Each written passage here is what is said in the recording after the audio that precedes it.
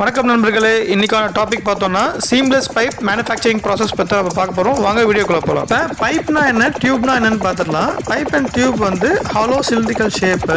இப்போ ரெண்டுமே வந்து டிரான்ஸ்போர்ட்டேஷனுக்கு யூஸ் ஆகுது. என்ன மாதிரின்னா ஃப்ளூவிட்ஸு, கேஸு, வாட்டர் அந்த மாதிரி யூஸ் ஆகுது.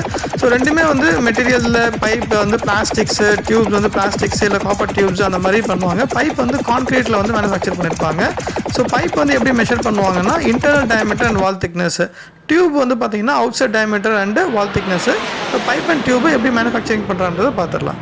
இப்போ சீம்லெஸ் மேனுஃபேக்சரிங் ப்ராசஸில் பைப் அண்ட் டியூப் வந்து டிஃப்ரெண்ட் ப்ராசஸ் இருக்குது. ஹாட் ஒர்க்கிங் ப்ராசஸ் இருக்குது, கோல்டு ஒர்க்கிங் ப்ராசஸ் இருக்குது. இப்போ சீம்லெஸ் ஒர்க்கிங் ப்ராசஸில் வெல்டட் ப்ராசஸும் இருக்குது, தனி ப்ரெசன்டேஷனு.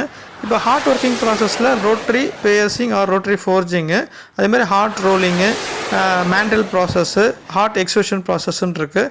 ஸோ இதோட கோட் அண்ட் ஸ்டாண்டர்ட் பார்த்தோன்னா ASME B36.10, அதே மாதிரி ASME B31.1லேருந்து 31.9 வரைக்கும் இருக்குது. இந்த ப்ரெசன்டேஷன் வந்து ஃபுல்லாக பாருங்கள். பிடிச்சிருந்தால் லைக் பண்ணுங்கள், ஷேர் பண்ணுங்கள், சப்ஸ்கிரைப் பண்ணுங்கள். வாங்க என்னென்ன ப்ராசஸ் டெஃபினேஷன் பார்த்துடலாம். இப்போ சீம்லெஸ் பைப்ஸ் அண்ட் டியூப்ஸ்னால் without joints or without seams or without welded. So இது வந்து ஹாட் ரோல்டு பில்லட்லேருந்து ரெடி பண்ணுறாங்க, பியர்சிங் பண்ணி ரெடி பண்ணுறாங்க. அதுதான் வந்து சீம்லெஸ் பைப்ஸ். இப்போ சீம்லெஸ் மேனுஃபேக்சரிங் ப்ராசஸில் ஹாட் ஒர்க்கிங்னா வந்து ஒரு பில்லட் ரவுண்ட் பார் எடுத்துகிட்டு அதை வந்து ரீகிறிஸ்டன்டேஷன் டெம்பரேச்சருக்கு அபவ் ஹீட் பண்ணி அது சென்டரில் பியர்ஸ் பண்ணி மேலே வந்து ரோல் பண்ணிட்டோம் அப்படின்னா வந்து பைப் வந்து மேனுஃபேக்சர் பண்ணுறாங்க. இப்படி தான் வந்து ஹாட் ஒர்க்கிங் ப்ராசஸ் வந்து ரெடி பண்ணுறாங்க.